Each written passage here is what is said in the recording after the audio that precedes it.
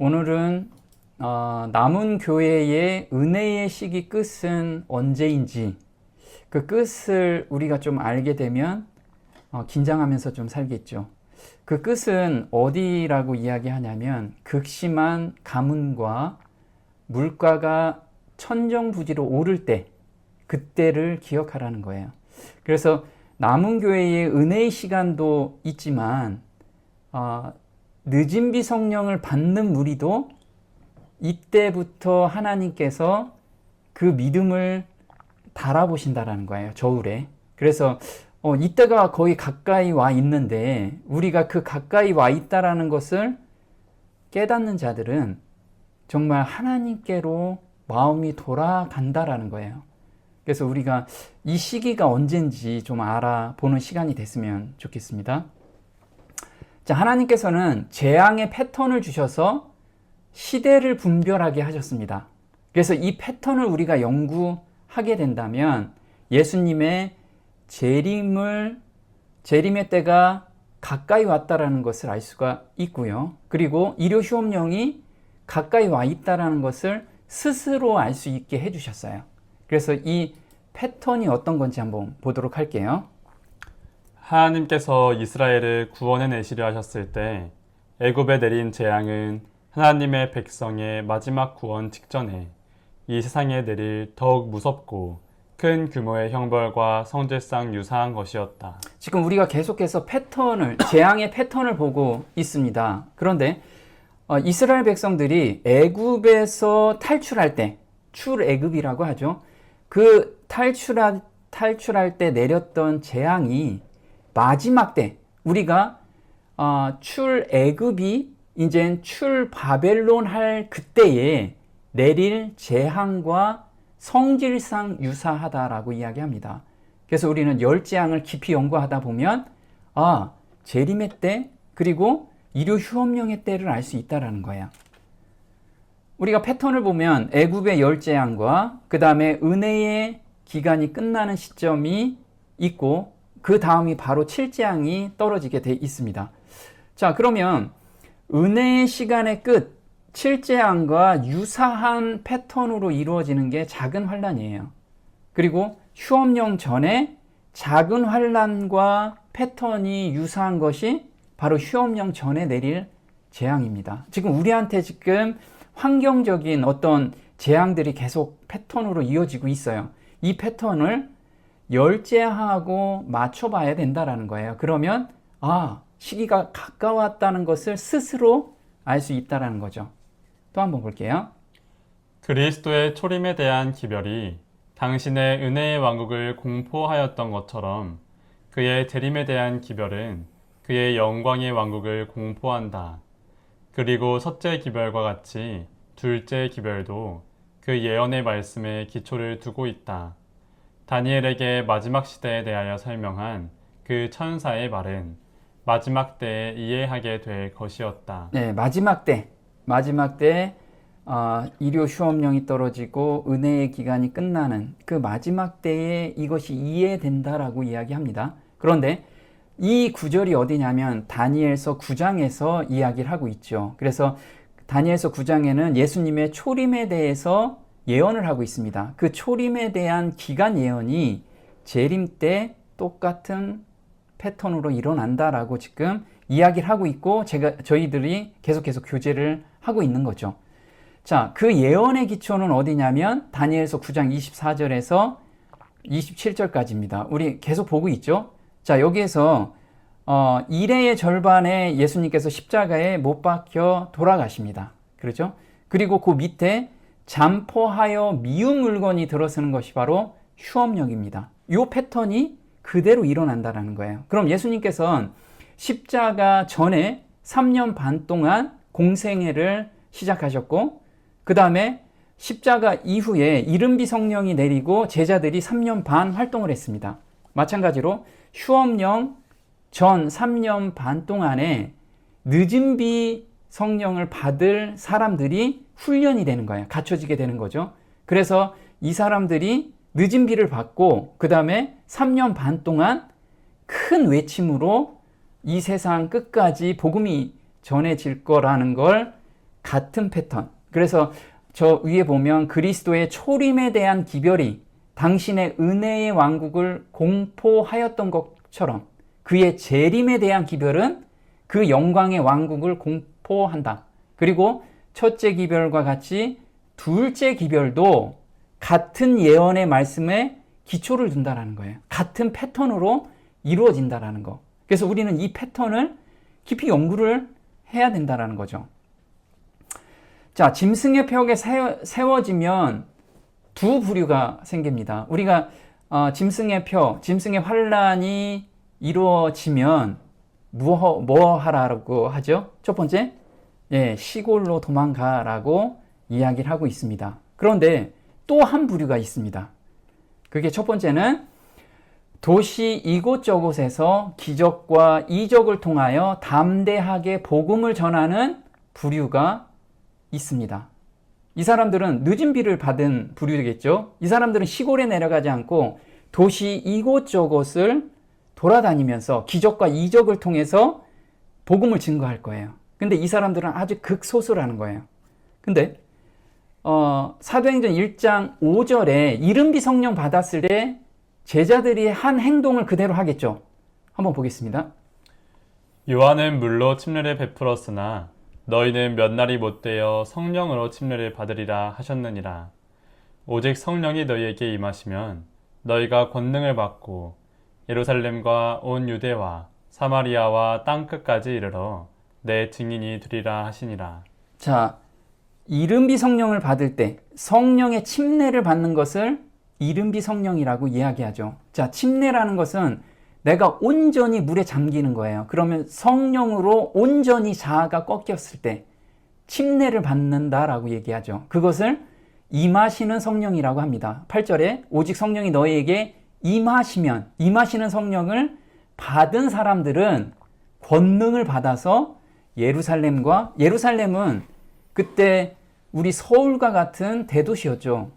이스라엘의 수도였으니까 그 수도부터 시작해서 온 유대 그리고 사마리아와 땅끝까지 내 증인이 되는 무리가 생긴다라는 거예요. 그래서 이 사람들이 외치면서 깨우치는 사람들은 인을 맞으면서 그 복음을 전하는데 합류를 할 거예요.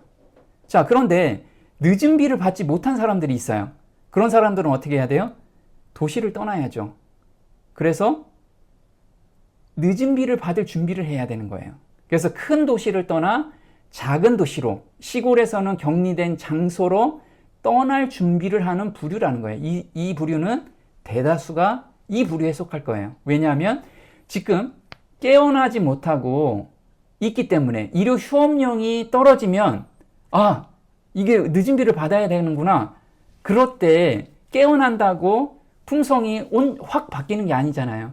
하나님의 음성을 듣기 위해서 빨리 시골에 내려가서 음성 듣고 자기 품성에 대해서 성경을 깊이 연구하고 회개에 들어가는 그런 무리가 필요하다는 거예요.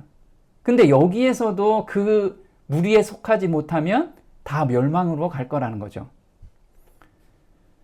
자, 마태복음 24장 15절에 이렇게 나옵니다. 그러므로 너희가 선지자 다니엘의 말한 바 멸망에 가증한 것이 거룩한 곳에 선 것을 보거든 잃는 자는 깨달을진저 그때 유대에 있는 자들은 산으로 도망할지어다. 지붕 위에 있는 자는 집 안에 있는 물건을 가질러 내려가지 말며 밭에 있는 자는 겉옷을 가질러 뒤로 돌이키지 말지어다. 지금 여기서 보면 멸망에 가증한 것이 거룩한 곳에 선 것을 보거든. 이게 이료 휴업령입니다. 그런데 그 윗절에는 성령의 침례가 또 이때 생겨나죠. 30일 후에 성령의 침례가 일어납니다. 이게 임하시는 성령이 내릴 때예요. 그러니까 휴업령과 임하시는 성령은 약간의 차이가 있지만 비슷한 시기에 나오는 거예요. 그래서 어떤 부류는 내려가야 되고 어떤 부류는 외쳐야 되는 그 시점이라는 거예요. 자, 여기서 멸망에 가증한 것이 거룩한 곳에 선다. 이때 어떤 이야기인지 볼게요. 로마 군대에 의하여 예루살렘이 포위된 것이 유대 그리스도인들에게 도망하라는 신호였던 것처럼 미국에서 권력을 행사하여 법안권의 안식일을 강요하는 법령을 선포하는 것은 우리에게 경고가 될 것이다.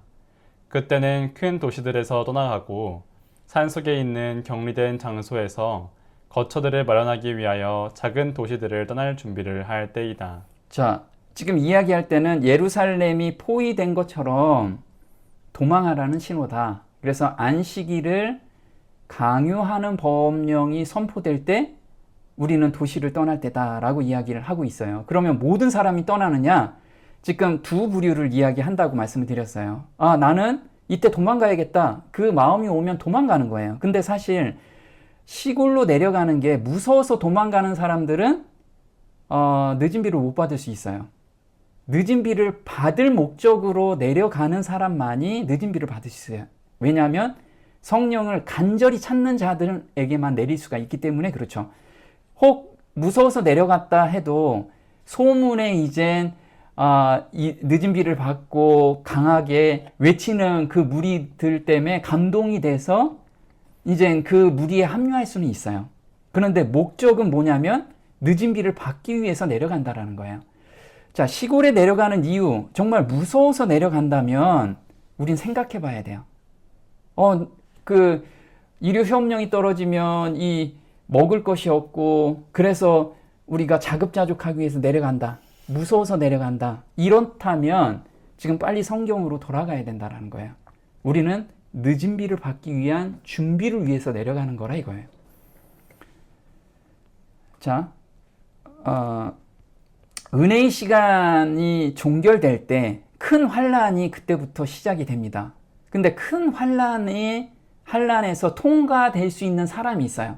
그 사람들은 저 오지에다가 내가 집을 져놓고 거기에서 자급자족하기 위해서 3년 동안 먹을 거 땅속에 파묻고 있는 사람, 그런 사람들이 큰 환란을 통과하는 게 아니에요. 큰 환란을 통과하는 유일한 방법이 있습니다. 보겠습니다.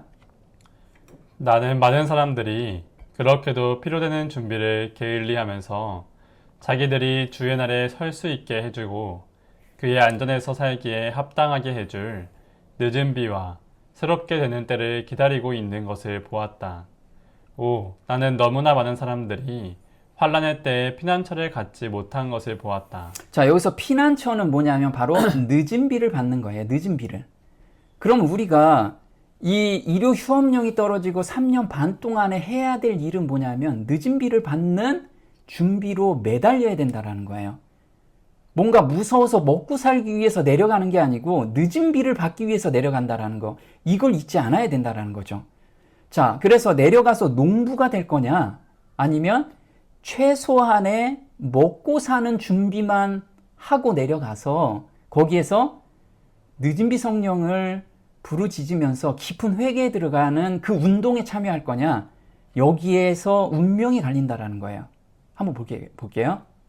주님께서는 거듭거듭 우리 신자들이 가족들을 거느리고 도시를 떠나 저들의 먹을 양식을 재배할 수 있는 시골로 옮기도록 지시해 주셨다. 그 이유는 장차 물건을 사고 파는 문제가 매우 심각해질 것이기 때문이다. 지금은 여러 번 반복해서 우리들에게 주신 이 진리의 말씀을 유의해야 할 때이다. 도시를 떠나서 주택들이 서로 밀집되어 있지 않고 원수들의 방해에서 해방될 수 있는 후미진 시골 지방으로 가라. 자, 여기서 후미진 시골 지방으로 가고 먹을 양식을 재배할 수 있는 시골로 가래요. 왜냐하면 장차 물건을 사고 파는 문제가 매우 심각해지기 때문에 그렇다고 이야기하죠. 그러면 우리가 먹고 사는 게 심각하기 때문에 무서워서 내려갈 거냐? 지금 이 말이 그 말이냐 이거죠. 자, 우리가 먹고 사는 양식을 재배하기 위해서 시골에 내려가서 몇천 평 또는 몇만 평 짓고 하루 종일 일하기 위해서 내려가는 거냐? 사실 여기에서 이야기하는 건 그게 아니에요. 정말 최소한의 먹고 살 수 있는 그 땅은 몇 평이나 될까요? 많아야 100평이에요, 100평. 그러면 충분히 먹고 살 수 있다라는 거예요. 그래서 최소한의 일을 하고 영성을 쌓는데 하나님과 가까이 하고 회개하고 그 다음에 사람들한테 베풀고 이 일에 전념을 하라고 했지 가서 농사꾼이 되라고 한 건 아니에요. 근데 우리는 다 농사꾼에서 몇만 평 짓고 거기서 떵떵거리며 살려고 한다는 거죠. 한번 볼게요. 내가 전하는 경고는 도시들을 떠나라는 것이다.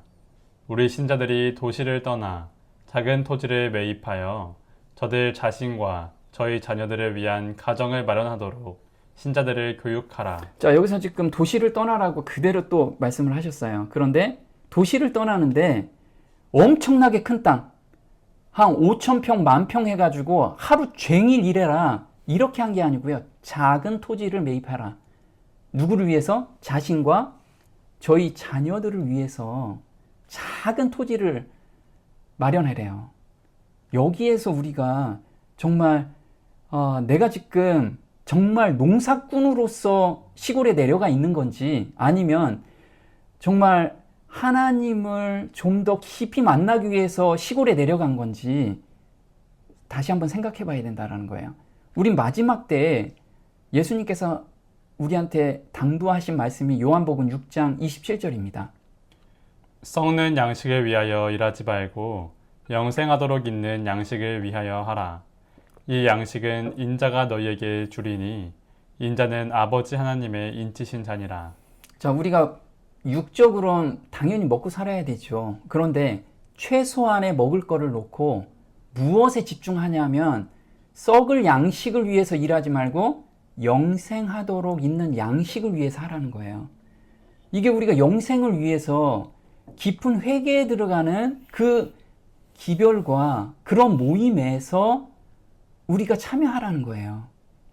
너무 바빠가지고 시골마기가 훨씬 무서워가지고 새벽부터 밤 늦게까지 일을 하잖아요. 정말 그게 하나님이 원하시는 건지 우리는 깊이 생각해 봐야 된다라는 거죠. 또 볼게요. 롯이 소돔의 멸망을 그의 가족들에게 경고했을 때 그들은 그의 말에 유의하지 않고 그를 광신적 열광자로 보았다. 멸망이 다가오자 그들은 준비되어 있지 않음이 판명되었다. 그와 같이 그리스도께서 오실 때도 농부들과 상인들과 변호사들과 점원들은 완전히 사업에 열중하고 있을 것이다. 그러므로 그들에게는 주님의 날이 덕과 같이 임할 것이다. 자, 여기서 보면요. 마지막 때를 지금 이야기를 하고 있어요. 근데 놀랍게도요. 무엇이 가장 먼저 나왔냐면 농부들과 상인들과 변호사들과 점원들. 이게 다 동급으로 이야기를 하고 있어요. 근데 농부들이 영성을 쌓기 위해서 농사를 짓고 있다. 이 얘기를 해야 되는데 완전히 사업에 열중하고 있을 것이다. 농부들도 사업으로 하고 있는 거예요, 지금. 진짜 농부의 몇만 평에 사업적으로 농사를 짓고 있다는 거예요. 마지막 때는 여기에 열중해서 예수님이 오시든 안 오시든 그건 별로 상관도 안 하고 오시겠지 언젠가는 그 생각으로 준비를 안 하고 있는 것이 마지막 때의 현상이라는 거예요. 여기에 첫 번째로 써놓은 것이 뭐냐면 농부들이라는 거예요. 농부들. 정말 심각한 거예요. 농부들. 나는 시골에 내려갔으니까 다 준비가 됐어. 이런 마음을 가지고 있다면 한번 우리가 다 돌아봐야 돼요. 그러면 상인들도 마찬가지죠. 시골이 아니고 도시에서 상업자 아니면 우리가 회사를 다녀도 내가 거기에 매몰되는 게 아니고 정말 마지막 때라고 생각한다면 거기에서 내가 하나님을 찾고 예수님을 의지하면서 하루를 살게 된다라는 거예요. 이게 다 동급으로 지금 우리한테 이야기를 하고 계세요. 자, 썩는 양식이 무엇인지 한번 볼게요. 심판날에 얼마나 놀라운 폭로가 있을 것인가. 자칭 그리스도인이라고 부르는 많은 자들이 하나님의 종들이 아니요 저희 자신이 종들임이 드러날 것이다. 자기가 자기의 중심이 되어 있고 자기를 섬기는 것이 그들의 평생 사업이 되었다. 자기를 기쁘게 하기 위하여 살고 저희를 위해서 얻을 수 있는 모든 것을 위해 삶으로 말미암아 하나님께서 그들에게 주신 재능과 능력을 파괴시키고 위축시켜 왔다. 그들은 하나님과 정직한 거래를 하지 않았다. 자, 심판날에 놀라운 폭로가 있을 거라는 거예요. 놀라운 폭로. 아, 나는 정말 하나님 일을 하고 그동안에 왔습니다. 그런데 마음속으로 그 심중에 있었던 것이 모두 폭로가 될 거예요. 그럴 때 나는 농사를 열심히 지고 하나님을 섬기고 있었어요. 보니까 자기 중심적으로 자기를 섬기기 위해서 그렇게 일을 한 것이 밝히 드러날 거예요. 그리고 나는 하나님 일을 하기 위해서 이렇게 평생 사업하고 누구를 위해서 살았어요. 그런데 정작 그거는 자기를 섬기는 일일 수 있다라는 거예요. 그것이 드러날 거라는 거예요. 이때 드러나면 정말 너무 억울할 거잖아요. 근데 지금 우리가 기도와 성경을 통해서 양심으로 성령님께서 우리한테 들려주실 거예요. 너 그거 너 위하는 거잖아. 지금 너의 만족을 위해서 지금 일하고 있는 거 아니야. 이것을 우리한테 밝히 매번 찔러주실 거예요. 그것도 없다라고 하면 지금 나는 예수님과 관계없는 삶을 살고 있다는 것을 반증하고 있다는 거예요. 자, 두 번째. 아까 두 번째는 도시를 떠나서 시골로 내려가는 거죠. 그럼 첫 번째, 제자들이 이른비 성령을 받았을 때 도시 이곳저곳에 돌아다니면서 복음을 전했어요. 그 부류는 늦은비 성령을 받은 부류는 그 부류에 속한다라는 거예요. 복음을 전하는데 그게 요한복음 16장 32절에 예수님께서 담대함을 주신다라고 말씀을 하셨어요. 그래서 성령이 임하시면 너희가 담대함 그 마음을 받아서 말씀을 전한다라는 거예요. 한번 볼게요. 보라, 너희가 다 각각 제 곳으로 흩어지고 나를 혼자 둘 때가 오나니 벌써 왔도다. 그러나 내가 혼자 있는 것이 아니라 아버지께서 나와 함께 계시느니라. 이것을 너희에게 이름은 너희로 내 안에서 평안을 누리게 하려 함이라.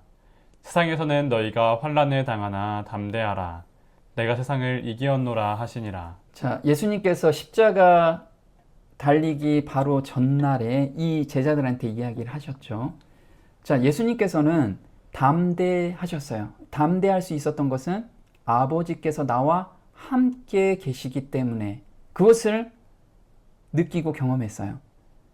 근데 너희들에게도 이 환난이 올 거다. 그때 담대하라. 왜냐하면 성령이 너희한테 임하게 되면 그 담대한 마음을 줄 거다. 그래서 바울 형제는 이걸 고백을 했고 그 다음에 사도들도 이걸 고백했어요. 한번 볼게요. 하나님의 권능과 뜻대로 이루려고 예정하신 그것을 행하려고 이 성에 모였나이다. 주여, 이제도 저희의 위협함을 하감하옵시고 또 종들로 하여금 담대히 하나님의 말씀을 전하게 하여 주옵시며 손을 내밀어 병을 낫게 하옵시고 표적과 기사가 거룩한 종 예수의 이름으로 이루어지게 하옵소서 하더라. 빌기를 다음에 모인 곳이 진동하더니 무리가 다 성령이 충만하여 담대히 하나님의 말씀을 전하니라. 자, 제자들은 성령이 임하신다는 약속을 믿고 기도를 했어요. 그래서 하나님의 권능과 뜻대로 이루려고 예정하신 것을 행하려고 이 성에 모였나이다. 예루살렘 성이고 도시 한가운데서 기도회를 했죠. 주여 이제도 저희의 위협함을 하감하옵시고 위협함 너희들 예수 이름으로 복음을 전하면 혼내줄 거야. 죽일 수도 있고 감옥에 처할 거야. 이런 위협함을 받았는데 제자들은 자기의 능력으로 아니면 자기의 다짐으로 나는 그래도 담대하게 할 거야. 그 다짐이 아니고 하늘에서 권능이 저희한테 임하게 해주세요. 그래서 저희가 담대하게 이 복음을 증거하고 그 다음에 병도 낫게 하고 표적과 기사를 통해서 복음이 전할 수 있게끔 해주세요. 이 기도를 했다라는 거예요. 그 기도가 상달이 됐겠죠. 그래서 31절에 빌기를 다함에 기도를 열심히 열렬히 했어요. 죄를 다 회개하고 자복하고 그러니까 그곳이 진동하더니 무리가 다 성령에 충만하여 뭐 하라고 했어요? 담대히 하나님의 말씀을 전하니라. 하나님께서 그 담대함을 준 거예요. 근데 우리가 일요협령 떨어졌다고 무서워가지고 내가 시골에 내려가서 그 먹고 살 거 그 준비하러 내려간다. 물론 준비가 안 되면 내려가야죠. 준비하기 위해서 내려가는 거예요. 그런데 정말 일요협령 떨어지기 전에 이제 곧 일요협령이 떨어지니까 우리 기도회 하고 그 다음에 정말 깊은 회개로 들어가고 이렇게 준비된 사람들은 이때 늦은 비를 받게 기도해야 돼요. 내리게 기도하고 담대하게 저희가 목숨을 버려서라도 이 복음을 증거할 수 있도록 저희 스스로는 그런 담대함이 나오지 않으니 성령 충만함을 저희에게 부어주세요. 이 기도를 해야죠. 볼게요. 하나님의 종들은 거룩한 헌신으로 빛나고 밝은 표정을 얼굴에 짓고 하늘에서 온 기별을 선포하기 위하여 이곳에서 저곳으로 분주히 왕래할 것이다. 온 세상은 무수한 음성으로 경고를 받을 것이다. 이적들이 일어나고 병자들이 고침을 받게 될 것이며 표적과 기사들이 믿는 사람들에게 따를 것이다. 사단도 또한 거짓 기사들을 행하되 심지어 사람들의 눈앞에서 불이 하늘로부터 내려오게까지 할 것이다. 이리하여 세상의 거민들은 그들의 입장을 분명히 취하게 될 것이다. 자, 일요시험령이 떨어지면 은혜의 기간은 3년 반밖에 남지 않았어요. 시골에 내려가서 저 밑에 숨어서 복음을 전하는 게 아니고 정말 담대하게 여기서 보면요. 거룩한 헌신으로 빛나고 밝은 표정으로 기별을 선포하는데 이곳에서 저곳으로 분주하게 왕래할 것이다. 사람이 많은 곳에 가서 왕래하면서 복음을 전해야 되잖아요. 저 시골에서 두세 명 있는 데서 복음 전하는 그 시기가 아니라는 거예요. 온 세상이라고 지금 이야기를 해요. 무수한 음성으로 경고를 받을 것이다. 이적들이 일어나고 병자들이 고침을 받게 되고 표적과 기사들이 믿는 사람들에게 따를 것이다. 우리가 이 무리에 속하게 간절히 기도하면서 지금 준비하자는 거예요. 무서워서 도망간다는 그런 생각 말고. 자, 이 기별이 늦은 비 받은 극소수의 사람들이 기별을 전하면서 그걸 깨닫는 사람들이 합류하는데 하나님의 놀라운 능력으로 집 덤불에 불이 붙는 것처럼 삽시간에 저 산골 오지에 있는 사람들까지 3년 반 동안에 완전히 이 복음을 다 듣는다라는 거예요. 스스로 결정할 수 있게끔. 한번 볼게요. 거룩한 능력이 인간의 노력과 연합하게 될 때에 사업은 마치 집 덤불에 불이 번지는 것처럼 그런 속도로 사업이 확대될 것이다. 하나님께서는 인간이 식별할 수 없는 매개물들을 부리실 것이며 인간이 하나님의 주장에 호응하기를 거부하지 않았던들 성취할 수 있었던 축복을 누렸을 그런 사업을 천사들이 수행할 것이다. 여기서 보면 거룩한 능력이 늦은 비 성령을 받은 그 성령의 능력으로, 그래서 늦은 비 성령을 받는 사람들은 자기 고집이 없고 자기가 유익을 구하지 않고 그런 사람들이 늦은 비를 받겠죠. 그래서 성령님께서 그 사람을 사용할 수 있는 그 그릇으로 되는 거예요. 그러니까 정말 집 덤불에 불이 번지는 것처럼 엄청난 속도로 모든 사람한테 증거가 된다라는 거예요. 우리가 불이 나죠. 이렇게 성냥불이 나오는데 성냥불의 특징은 자기를 태워야지만 불이 붙는다라는 거예요. 자기가 죽어야지만 불이 살아난다라는 거. 이런 사람들이 늦은 비를 받은 사람들이에요. 이 사람들이 삽시간에 이렇게 전 세계적으로 불이 붙게 될 거라는 거죠. 자, 마지막 교회의 은혜의 기간은 그러면 휴업령이 떨어지고 언제까지냐? 자, 계시록 6장 5절입니다. 셋째 인을 떼실 때에 내가 들으니 셋째 생물이 말하되 오라 하기로 내가 보니 검은 말이 나오는데 그 탄 자가 손에 저울을 가졌더라. 자, 셋째 인 때에 손에 저울을 가졌다라고 이야기합니다. 그럼 일요 휴업령이 떨어지고 그 다음에 30일 동안 기도회가 열리고 늦은 비가 내릴 거예요. 그리고 첫 번째 0시 일꾼, 3시 일꾼, 6시 일꾼, 9시 일꾼, 11시 일꾼이 모집이 되겠죠. 그러면 첫 번째 나팔에서 재앙이 떨어지면서 여기에서 회개하는 사람들이 인을 맞게 되고, 둘째 나팔에서도 인을 맞는 사람들이 일어나겠죠. 그런데 셋째 인에선 하나님께서 손의 저울이라는 이야기를 하고 있어요. 왜 저울이라고 이야기했냐면 이렇게 이야기를 하고 있습니다. 하나님의 천사들은 저울을 들고 서서 하나님을 믿노라 고백한 그분의 자녀들, 즉 세상에 대하여는 죽고 하나님께 대하여는 살았다고 주장하는 자들의 생각들을 달고 있다.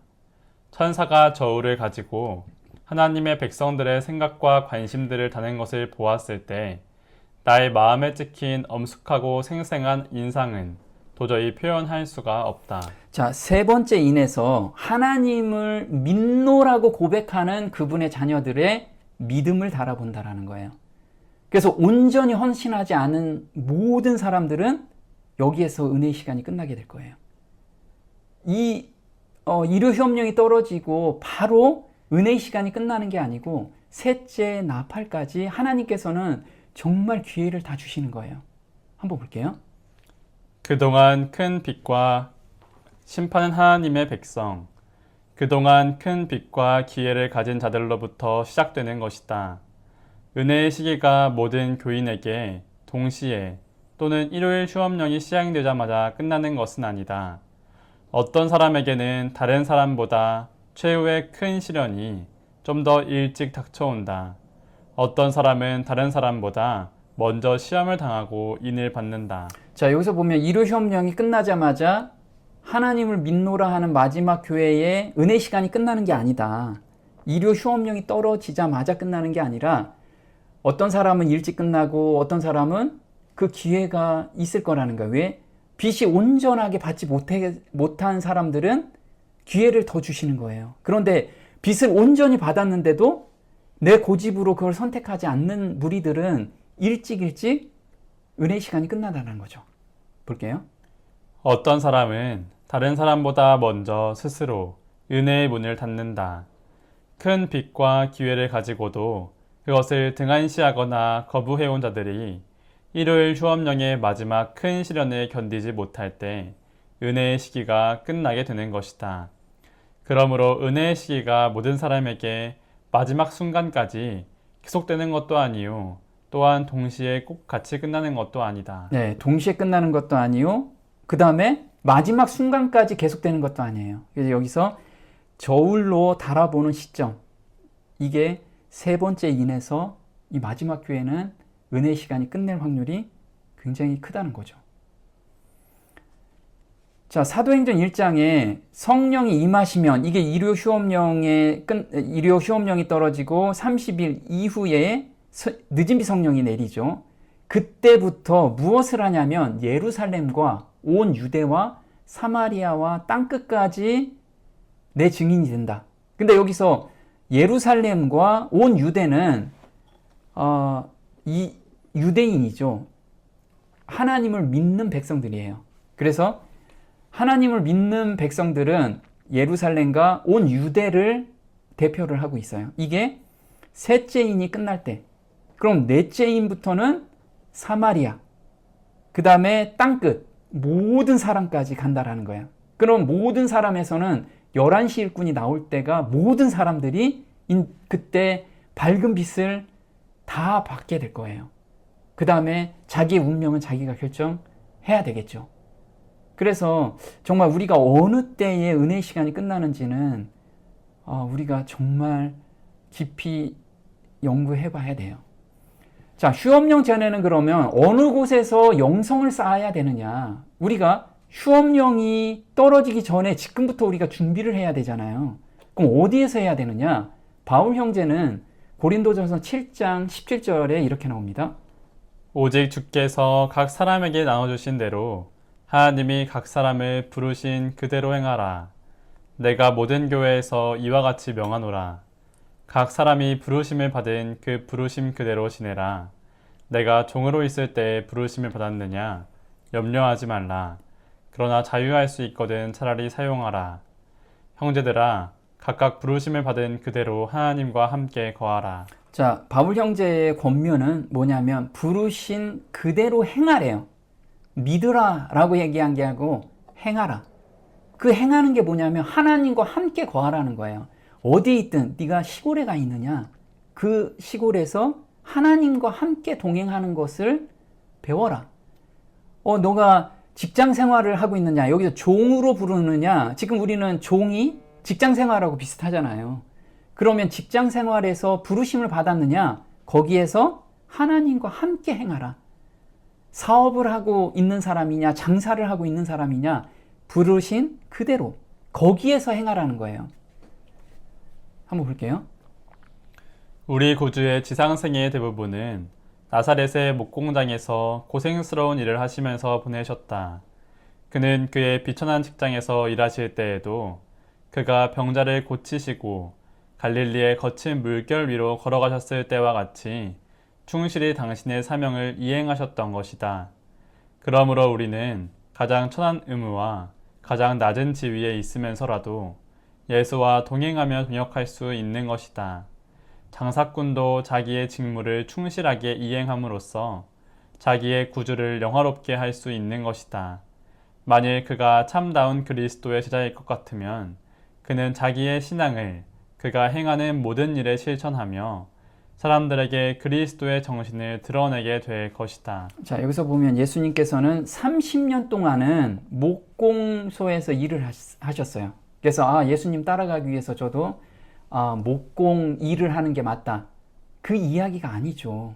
각자 부른 그 일에서 하라는 거지. 나 목공소 일을 하면 예수님을 좀 더 이해할 수 있을 거야. 물론 이해할 수 있죠. 그런데 그렇게 편협하게 이걸 읽으면 안 된다라는 거예요. 자, 예수님께서는 비천한 직장에서 일할 때에도 그가 병자를 고치시고 물 위로 걸어갈 때하고 똑같은 사명을 이행하셨대요. 우리는 복음을 엄청나게 전해야지만 사명을 감당한 것처럼 생각하지만 그렇지 않다라는 거예요. 집 안에서, 자기의 직장 생활에서 하나님의 정신, 그리스도의 정신을 드러내는 삶이라면 그게 하나님의 사명을 이행하는 거라는 거예요. 우리는 정말 착각하는 것이 내가 무엇인가 엄청난 일을 하고 내가 어딘가 들어가서 돌을 닦아야지만 하나님을 이해하고 일을 하는 것처럼 착각하고 있다는 거예요. 예수님께서는 운동생활하면서 신앙생활하지 않으셨어요. 바울 형제도 운동생활하면서 신앙생활하지 않았어요. 그런데 유독 영성이 좋다라고 생각하는 사람들이 운동생활에 자족하고 있다는 거예요. 이건 하나님께서 밝히 드러나고 그때 가면 자기를 위한 것인지 하나님을 위한 것인지를 그때 밝히 드러나게 될 거예요. 자, 또 볼게요. 기계공이나 상인이나 변호사나 농부로서 그리스도교의 교훈을 평범한 생활 속에서 나타내므로 하나님을 위하여 일하는 것이 지위에 대한 이해를 받고 인정받은 선교사로서 개방된 선교지에서 일하는 것보다 훨씬 더 큰 아량과 엄격한 품성의 단련을 필요로 한다.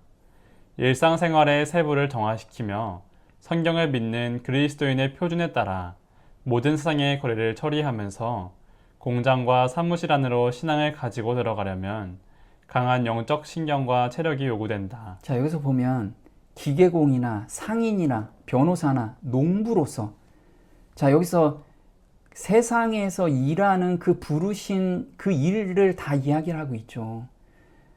자, 우리가 시골에 내려가야지만 영성이 좋습니다. 그럼 농부만 써 있겠죠. 그렇지 않다라는 거예요. 평범한 생활 속에서 그리스도의 품성을 나타내는 게 가장 어렵다라는 거예요. 진짜 산 속에 들어가서 혼자 도 닦고 있는 그게 훨씬 쉽다라는 거예요. 그런데 사람들하고 부딪혔을 때 영성 쌓는 게 훨씬 훈련의 장소라는 거예요. 그래서 훨씬 더 큰 아량과 엄격한 품성의 단련을 필요로 한다. 일상생활에서 하는 것이. 그래서 일상생활의 세부를 정화시키며 성경을 믿는 그리스도인의 표준에 따라 모든 세상의 거래를 처리하는 것, 공장과 사무실 안에서 신앙을 지키는 것이 얼마나 어려운지 강한 영적 신경과 체력이 요구한다라는 거죠. 자, 그러면 일요휴업령 전에 늦은비 성령을 받을 사람들의 품성을 달아보는 시점은 언제일까요? 똑같이 우리가 사건은 패턴은 유사하다고 말씀을 하고 계시죠. 그래서 세 번째에 저울로 달아보신다라고 아까 말씀을 하셨어요. 그래서 추수꾼의 믿음도 이 세 번째 나팔에 지금 일어난 사건들을 우리가 보게 된다면 아, 거의 됐구나라는 것을 느끼게 될 거예요. 자, 한번 볼게요. 나는 내가 본 흔들림의 의미를 물었는데 그것은 라오디게아 교회에 보내는 참된 증인의 권면으로 인한 결과임을 보여주었다. 이 권면은 그것을 받아들이는 자들의 마음속에 작용하여 그들로 하여금 수준을 높이게 하고 진리에 매달리도록 이끌 것이다. 이 증거는 깊은 회개를 불러일으킬 것인데 그것을 진심으로 받아들인 모든 자들은 순종하여 자신을 순결하게 할 것이다. 자, 이때 우리가 깊은 회개로 들어가는 것은 성경을 깊이 읽게 되고 묵상하게 되고 그 다음에 교제 가운데서 아, 예수님이 곧 오시겠구나라는 것을 알게 되면 스스로 정결케 되죠. 그런 깊은 회개로 들어가게 돼요. 그런 사람들을 달아보는 시점이 바로 셋째 인과 셋째 나팔이라는 거예요. 자, 계시록 8장 10절에 보겠습니다. 셋째 천사가 나팔을 부니 횃불같이 타는 큰 별이 하늘에서 떨어져 강들의 3분의 1과 여러 물샘에 떨어지니 이 별 이름은 쑥이라. 물들의 3분의 1이 쑥이 되매 그 물들이 쓰게 됨으로 인하여 많은 사람이 죽더라. 자, 강의 문제가 될 때 너희들은 늦은 비 받을 사람들을 시험하고 계신다라는 것을 기억하라는 거예요. 그럼 우리가 물의 3분의 1 한번 열재앙에서 출애굽기 7장 20절에 비교해 보면 되죠. 보겠습니다. 모세와 아론이 여호와의 명하신 대로 행하여 바로와 그 신하의 목전에서 지팡이를 들어 하수를 치니 그 물이 다 피로 변하고 하수의 고기가 죽고 그 물에서는 악취가 나니 애굽 사람들이 하수물을 마시지 못하며 애굽 온 땅에는 피가 있으나. 자, 강에 사는 물고기들이 다 죽어요. 많은 3분의 1이니까 전체가 죽는 게 아니고 일부만 죽겠죠. 근데 세계 곳곳에서 이런 소식들이 계속 들리면 아, 지금 달아보고 계시는구나. 늦은 비 성령 받을 그 극소수의 사람들을 지금 흔들고 계시고 그 알곡을 지금 만들고 계시는구나. 이걸 우리가 기억하고 그 알곡에 들어가기 위해서 오늘 내가 돌아보면서 하나님께 돌아가야 된다라는 거예요. 자, 보면 요즘 지난 시간에는 바다는 적조 현상, 근데 강은 녹조 현상이라는 거예요. 녹조 현상. 관측 이래로 더위가 가장 높았을 때 이 녹조 때문에 물고기가 엄청나게 죽어요. 민물고기들이. 근데 찜통더위가 올해 우리 한국은 사상 최대로 더울 거라고 이야기합니다. 이게 전 세계적인 추세예요. 그러면 강이 좋아질까요? 녹조는 더 많이 생길 거고 물은 점점 더 오염되고 마실 물이 점점 없을 거예요. 지금 뉴스를 잠깐 우리가 몇 군데를 볼 거예요. 여기 보시면 이 JTBC에서 보면 이게 녹조예요. 이게 우리 마시는 물이에요. 이게 사실 이 강가에서 물을 떠본 거예요. 그러니까 물고기가 지금 다 죽고 있죠. 녹조로 뒤덮이고 물고기 떼죽음, 고수온 피해 어디까지일까? 이게 낙동강 주민 코 속 녹조 독소, 검출, 치매, 파킨슨병 유발한다. 낙동강 그 다 식수로 쓰는 곳이 이렇게 녹조로 다 오염되고 있다는 거예요. 올해는 더 할 거라는 거죠. 미국에서도 똑같아요. 미국도 플로리다 녹조 라떼 비상사태 선포. 자, 월드 리포트에선 숲이 아니고 바다다. 밑에 보면 이게 숲이 아니라는 거예요. 녹조가 얼마나 많으면 서울 면적 80%가 엄청난 녹조로 지금 뒤덮여 있다는 거예요. 또 하수물을 마시지 못하게끔 출애굽기 7장에서는 이 재앙이 악취가 나고 물고기가 떼죽음을 당하니까 악취가 나겠죠. 그리고 마실 물, 우리는 하천, 지금 강을 마시는 거잖아요. 우리 수돗물이 다 강을 정화해서 먹는 거니까 그 하수물을 마시지 못하게 된다는 거예요. 자, 전 세계 4분의 1만이 물위생 기준치 달성했다. 그럼 4분의 3은 마시지 못한다는 거예요. 전 세계 4분의 1의 극단적 물 스트레스.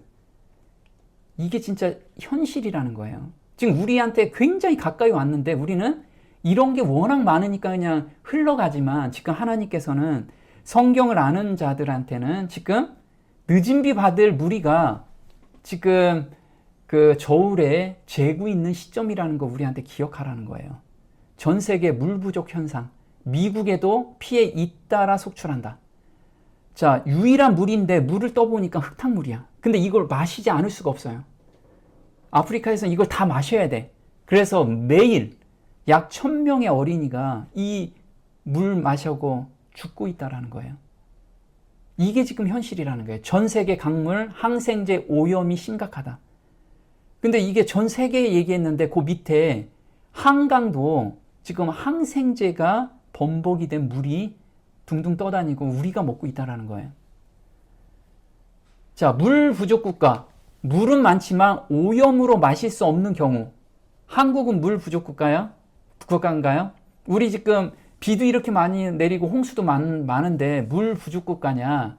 지금 세계가 정한 이 빨간색이 다 물 부족 국가예요. 우리 한국은 물 부족 국가입니다. 마시지 못할 시점까지 온 거예요. 그래서 재앙에서 극심한 가뭄과 식수의 오염과 부족, 식량난이 이때 올 거라는 거예요. 그래서 계시록 6장 6절에는 저울이 나타나고 한 데나리온에 밀 한 대요. 보리 석 대라.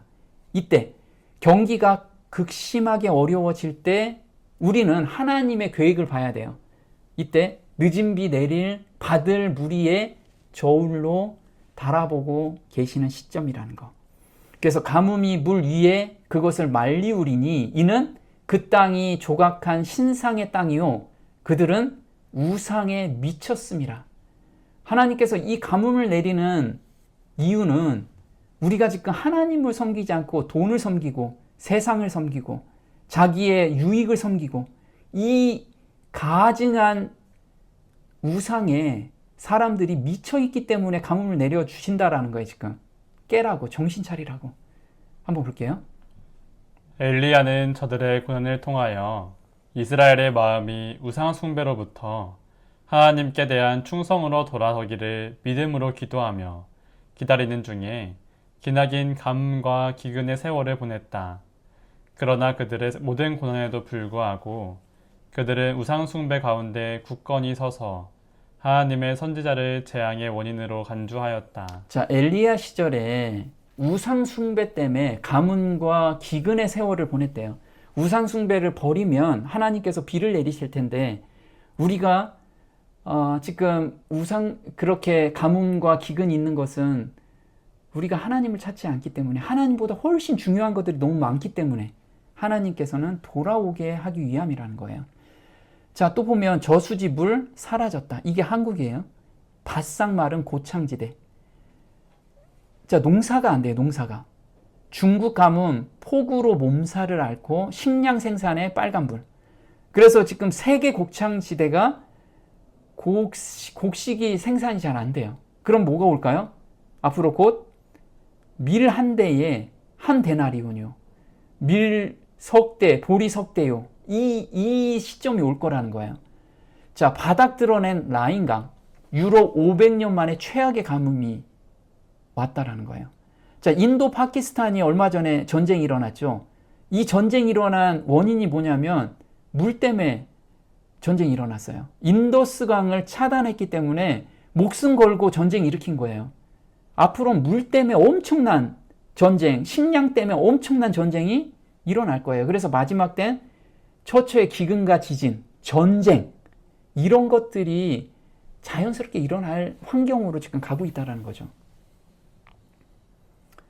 자, 인도 생명중 인더스강 막자, 파키스탄 핵 사용 불사하겠다. 어떤 것으로도 비교 안 되는 것이 물이라는 거예요. 물은 바로 생명하고 직결되기 때문에 말라서 바닥 드러낸 메콩강 근황, 비포 애프터를 보면 중국 저 상류에서 물을 막아버렸어요. 그러니까 물이 완전히 말라서 여기 있는 사람들은 지금 물 부족으로 엄청난 피해를 보고 있다는 거죠.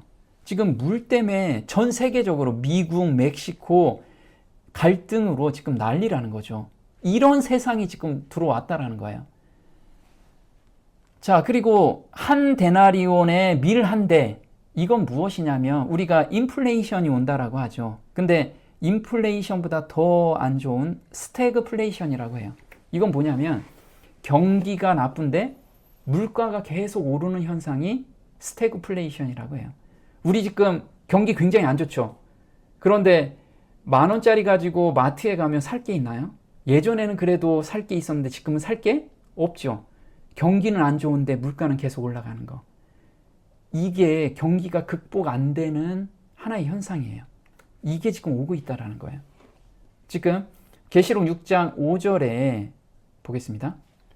셋째 인을 떼실 때 내가 들으니 셋째 생물이 말하되 오라 하기로 내가 보니 검은 말이 나오는데 그 탄 자가 손에 저울을 가졌더라. 내가 내 생물 사이로서 나는 듯하는 음성을 들으니 가로되 한 데나리온의 밀 한 대요 한 데나리온의 보리 석대로다. 또 감람류와 포도주는 해치 말라 하더라. 자, 여기서 한 데나리온이래요. 한 데나리온이 일반 노동자의 하루 품값이에요. 근데 이게 밀 한 대를 사는 것은 기존에 몇 배가 뛰었냐면 8배에서 16배의 가격으로 올라간다는 거예요. 앞으로 식량이 요 시점이 올 거예요. 만약 요 시점이 오면 내가 정말 늦은 비를 받을 수 있는 사람인지 아닌지가 지금 하늘에서 재고 있구나, 달고 계시구나. 그때 깨어나야 돼요. 물론 지금 깨어나야 돼요. 그런데 그때도 늦지 않았어요. 우리는 이 현상을 바로 봐야 돼요. 미리 보여준 게 베네수엘라예요. 베네수엘라는 달걀이 얼마냐면 500억이야. 물가 상승률이 800%라고 한대요. 돈보다 종이가 귀한 나라인데 지금 저 어린애가 저렇게 돈을 가져가는데 달걀 하나를 살 수 있어. 휴지 요 한 두루마리를 사는데 저렇게 돈을 쌓아가야 되는 그런 현상이 곧 올 거예요. 우리한테도. 자, 미국 경제의 운명, 인플레이션이냐 스태그플레이션이냐.